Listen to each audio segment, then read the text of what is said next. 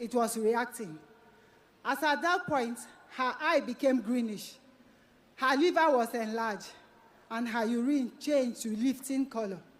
And they were battling with what to do.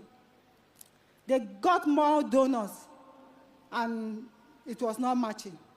So on the third day, they decided to get someone to prepare a special blood for her, where they would have to remove the antigens so that her body could accept it. Because at that point, her blood level has gone down to 12%. And the doctors were worried. They put her back into oxygen, placed her back on oxygen, and they kept saying, I went down to hasten up the preparation of the special blood. The doctor started calling me, we have to transfuse her now, we have to transfuse her now. When I went up, her face was already swollen, and the process was taking long. And she said to me, Mommy, don't worry, nothing will happen to me. And I told her, we have been praying. Now it is time to praise God.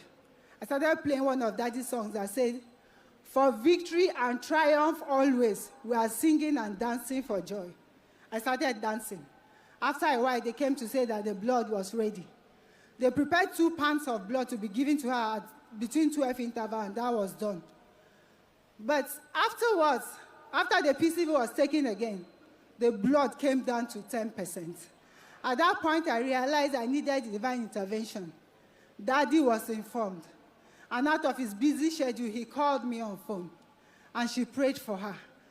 And because the PCV was 10, they needed to keep transfusing her. So they took another sample. The first miracle was that when that sample was taken, the blood was no longer reacting. It was no longer reacting. That's to say she can now be given blood that has the same group with her. And then she was transfused, and the blood came up to 13. Afterwards, they kept transfusing her, and the blood started coming up. And then they paused, and then after a while, they decided to hold on. And the blood dropped again. And Now, for time constraints, so many medical complications. Now, fast forward to the God servant, our Father in the Lord, out of his busy schedule, will always pay visit to the Destiny Christian Academy, where our sister is currently schooling. And God servant paid a visit and prayed for her. Media has the video. From that, this was her condition when our Father in the Lord... She was incapacitated. Yes, sir. Completely incapacitated. Couldn't walk. Couldn't walk. I don't know if it was necrosis of the head of femur or whatever it was, bone pain, every single thing.